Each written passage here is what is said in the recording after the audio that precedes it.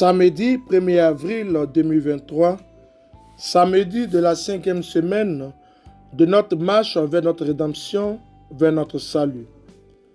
Écoutons à présent l'évangile de Jésus-Christ selon Saint Jean, au chapitre 11e, les versets 45 à 57.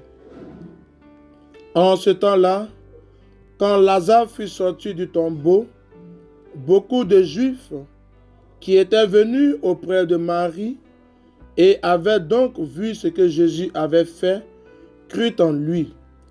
Mais quelques-uns allaient trouver les pharisiens pour leur raconter ce qu'il avait fait. Les grands prêtres et les pharisiens réunis dans le conseil suprême, ils disaient: qu'allons-nous faire? Cet homme accomplit un grand nombre de signes. Si nous le laissons faire, tout le monde va croire en lui.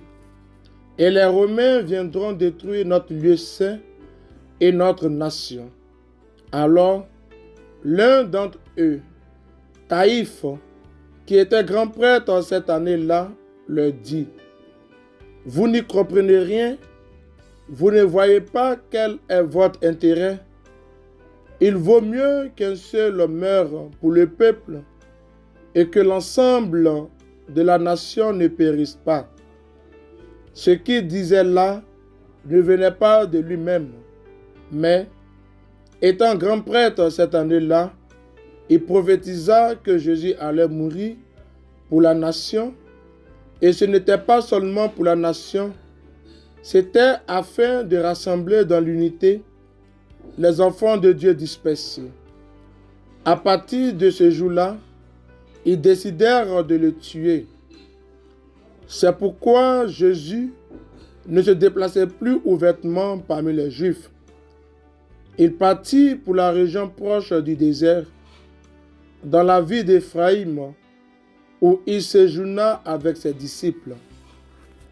Or, la Pâque juive était proche, et beaucoup montaient de la campagne à Jérusalem pour se purifier avant la Pâque. Ils cherchaient Jésus, et dans le temple, ils se disaient entre eux: qu'en pensez-vous? Il ne viendra sûrement pas à la fête. Les grands prêtres et les pharisiens avaient donné des ordres. Quiconque saurait où il était devait le dénoncer pour qu'on puisse l'arrêter. Acclamons la parole de Dieu. Louange à toi, Seigneur Jésus. Vous ne comprenez rien? Vous ne voyez pas quel est votre intérêt? Il vaut mieux qu'un seul homme meure pour le peuple et que l'ensemble des nations ne périssent pas. Saint Jean, dans l'évangile soumis à notre méditation, nous invite à contempler l'idée selon laquelle Jésus meurt pour l'unité des croyants. Jésus meurt pour rassembler et réunir tous les hommes et toutes les femmes. Il meurt pour réconcilier l'homme avec Dieu, son Créateur. Les autorités trament un complot contre Jésus. Ils veulent l'éliminer pour sauver la vie du peuple.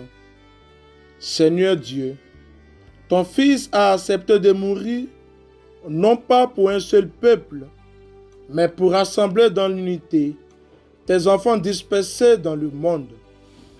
Car son exemple et par ta grâce se lèvent en notre temps des hommes et des femmes prêts à tout sacrifier pour la paix et l'unité des peuples en toi et entre eux.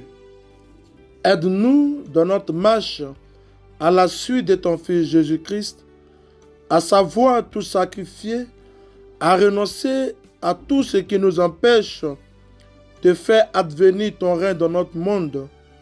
Aide-nous aussi, durant ce temps de carême qui tire vers sa fin, à mieux nous concentrer pour mieux vivre cette semaine sainte qui commencera. Ainsi, à la résurrection, nous pourrions jubiler d'avoir tout renoncé, d'avoir tué en nous notre orgueil nos rancunes, nos jalousies, et pour vivre avec toi, maintenant et pour les siècles des siècles. Amen.